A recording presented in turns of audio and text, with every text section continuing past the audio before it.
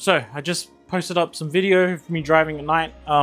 It's really fun, but last night I found that we were having some serious crankcase pressure. So the catch can that's in here, I don't know if, let's do that. The catch can that's in here, it's connected to the PCV valve or block off port over there. These are the breather ports, but rookie mistake, I actually blocked off the crankcase breather. So we have excessive crankcase pressure, and we're gonna fix that quickly.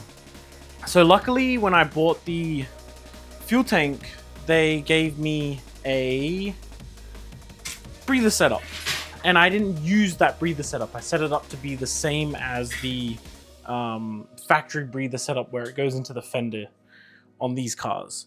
I also only have 25 minutes to basically do this, film it and do it. We're gonna get cranking and go for it.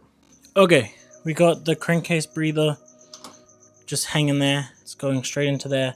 I've blocked off the PCV port back there, and I need to get some new dash 10 basically ORBs so I can run it with. I have some dash 10, but obviously we're gonna have to rejig that. Pardon me. So it's the next day. I rushed through everything yesterday and didn't record anything, so we're going to talk about it right now.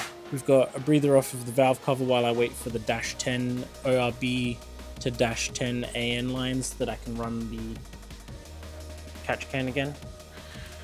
We've got a very makeshift breather here. I actually will probably move it, extend it, and use this block off to attach it so that it's out of the way. But I'm gonna turn that on, turn this on.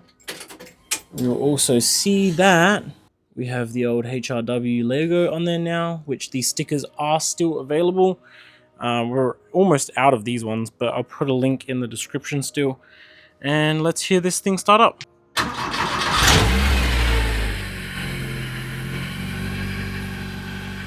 Yeah, so one thing that I have noticed since adding the breather is it takes a lot longer to get the coolant temp up, which obviously is a good thing. It should mean that ultimately the engine is healthier, the coolant system is working, all that kind of good stuff.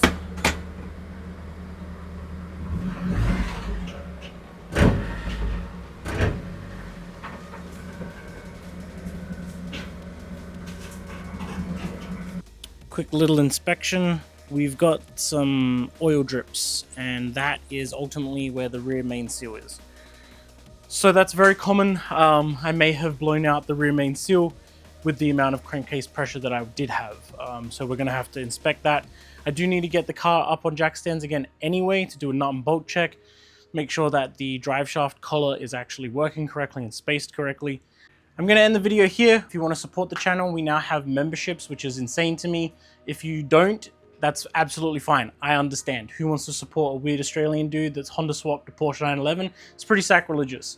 But either way, there is the link in the description for the stickers that are still available. There's a link in the description for the Discord channel. If you're willing to help support, just a follow, a like, a comment, a subscribe, all of that stuff helps.